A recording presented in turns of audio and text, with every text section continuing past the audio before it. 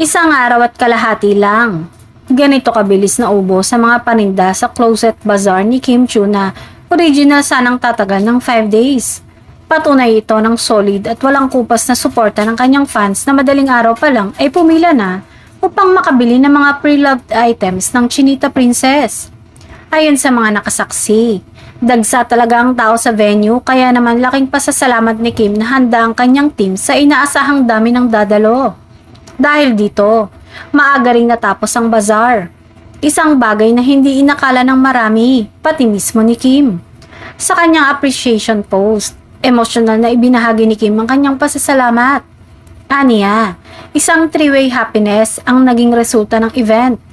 Kaligayahan para sa kanya, para sa fans at para sa napiling charity.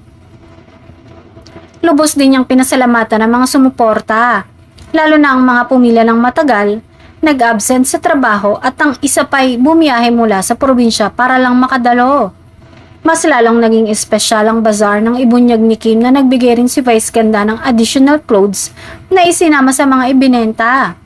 Hindi rin niya nakalimutang pasalamatan sina Ryan Bang, ang Paldo Restaurant para sa venue, pati na rin si Vice Ganda para sa dagdag na clothing racks na malaking tulong sa naging daloy ng event. Bumuhos pa ang pasasalamat ni Kim sa lahat ng bumili, pumila, nagbahagi ng post at sumuporta sa kanyang Closet Bazaar. Ipinahayag din niya ang kanyang labis na pagmamahal sa fans at ibinahaging punong-puno ng saya ang kanyang Chinita Princess heart, sabay paalala na alagaan ang mga nabili nilang OOTD.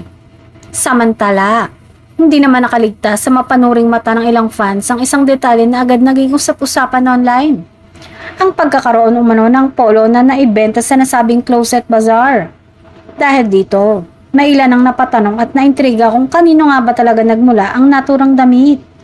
Dahilan upang mas lalong pag-usapan ang matagumpay na event ni Kim.